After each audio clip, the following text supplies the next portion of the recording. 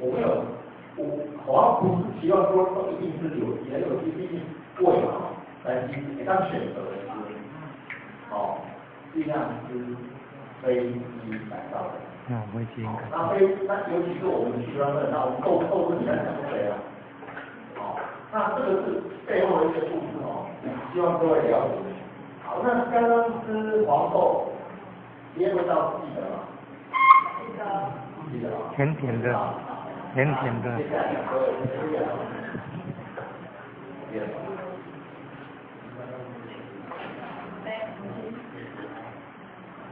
我们国内有一批人看在富裕黄豆，就是黄豆其实我们不是种不出来，我们黄豆呢其实是种不出来的。如果可以再鼓励各位我要鼓励各位养在地的黄豆，在地的黄豆就没有基因改造这个问题。那也鼓励我们农民富裕黄豆，因为毕竟你黄豆拼号里面有一个是平衡。那鼓励在地的农民种黄豆。那香点比较大的一个是在香的阿根廷的马来西亚地黄豆。像香香的感。是香香的。OK， 有吃过的人觉得，下来了。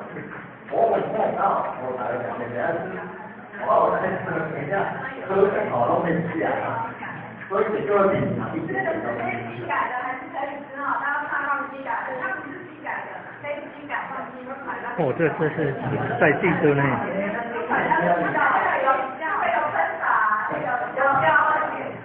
你就把打进去点吃了。那个比较香，比较好吃。那他们不敢吃啊，说那个是机改的，大家都不敢吃。我不会给，我刚才讲说我知道这个所以只有2种。有机，第一次吃的有机的黄豆，第二次吃的是非基因改造黄豆。因为你知道有机吗？知道，那是我打的。其实有机的跟不是有机的，我们刚才讲的机改跟机改，机改跟机改跟大体方向，机改跟小支等，我们这样讲。基因改造。有机的第一个原味，味道是比较重。第二个，我讲说有机有因基然后我觉得够，我觉得够水，这样蛮基因改造比较不会香。印象话呢，这个印材还有因基之类，一些比较多我说吧。有机的基本上没有像化学水，它们化学水没有注入这样进口环境，所以相对呢，有机的长很慢，它比较它多一些味道呢会比较浓郁，会比较它原来植物的味道，但是化学水的呢，它长很快，所以几个变所以当然那个味道就没有那么样的，比较它不要打死了，这是第一个。第二个呢，有机的跟非有机的保存，有机的会比较好保存，毕竟是填空，所以你放在冰箱里面呢，你同样2包菜，同样2包白菜，有机的跟非有机的，有机的会放比较久，有机的放比较久，非有机的不变的话一样有机米有机米跟非有机米，你讲很清楚卖到保存，你注意有机非有机米现在稍微套路，套路，有派的先套路。非有机米呢，那么有机米呢，有些你要知道有一个很酸的味道，香的味道，不敢。吃到饭，你要吃到饭的这样，放久了，放1年2年这样。第二个，我放那种的我有的种的我故意把我那个有机的番茄这样。放着就是没有冰箱，它变成什么？干掉，温暖。结果我可能自己跟谁熊然后太不会了。爸爸说，这菜也在香，放久了就是滚到火里面，更自然多。那我要讲的是说，其实有一个日本有个爷爷叫苹果爷爷，知道吗？很多人知道。苹果也有，不说什么东西也有。这人哦，注意哦，就快乐，你讲我是那里以后快乐这样快乐，我给哦，那你这样，我给他快乐，你看快乐，他种苹果种了几年？10年，好像是10年，很像。别不够，我会来到。结果现在他苹果哦，只要还没都还没有生产出来就停工了。为什么？他要有人家没有，他等于说他是第一个用手机的方法来给苹果，而且他已经有一点偏向秀农法了。哦，他已经不是有机这么强度了，已经秀。那苹果哦，你要给出来是苹果，那苹果更富国边缘嘛？我。以后有变果干，他都很疯。所以后来他在讲这样，那个故事也被拍成电影啊，像是去年还是前年嘛，他叫电影叫什么忘记了？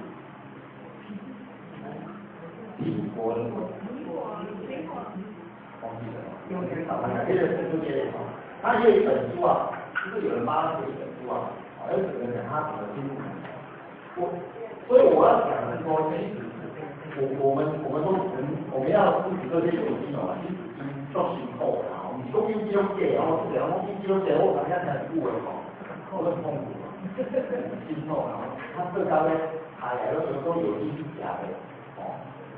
好，那上半部第二部分我们讲的是食品添加物的东西啊，接下来最后一个是讲的。基因改造的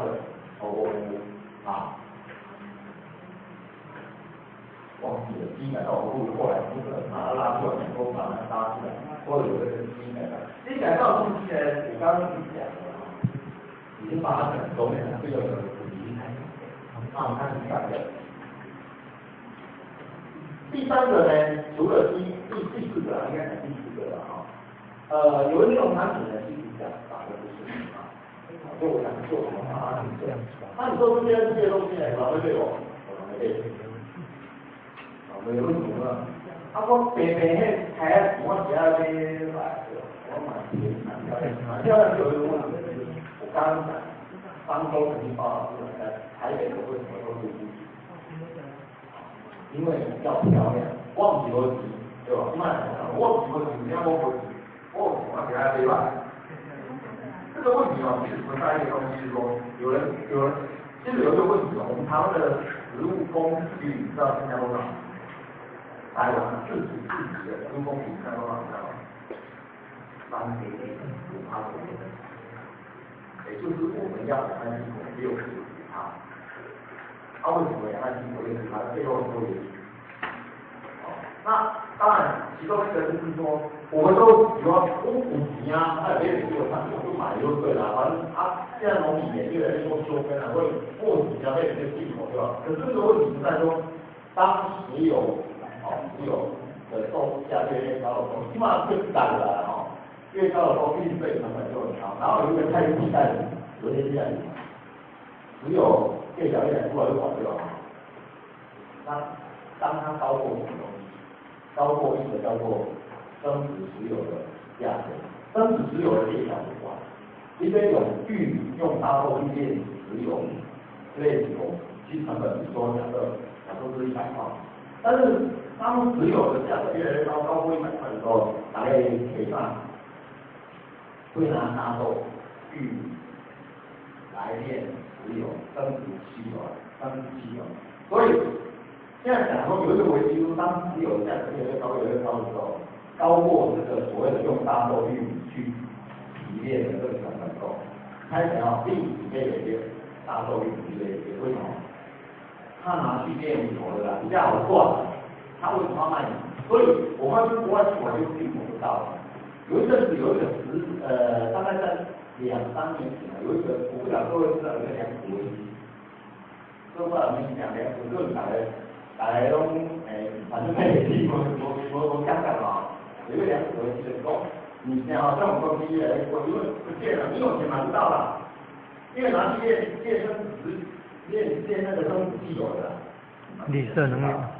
那这样子在一个维度，当我们台湾的食物供给量这么低的情况下，万一哪一天石油的价格又在飙涨的时候，还得哦，石油都不可能买不到，因为它拿去炼油。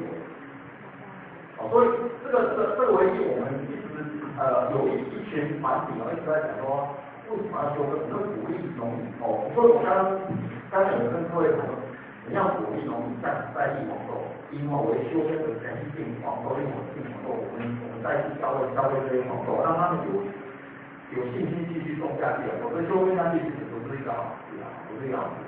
这种食物供给力越说不是好事。那我们只有一个供应力是够的，叫做稻米。可是稻米呢，生产量却越来越降，为什么？我们供给力是够的，但稻米的生产量却是也在下降，也有维持我们是够的啊。一句话我们一天下来，什么都知道，基本上你不都很改的，怎么说？午餐啊，晚餐啊。早上吃饭吃主食也是你做的嘛，对不对？早上吃那些什么一大堆那些都不是你做的啊，你注意一下，早上吃什么？是你做的。中午呢，稍微也许你吃面，也不是你做的，吃水饺也不是你做的，对不对？按不下嘛。所以当然你的消费量越来越少，越来越少。越来越少的情况下，农民当然也低下去不种了，越来越想种到。哪一天可能也许那个供给量加载，我们的供给力就不够了。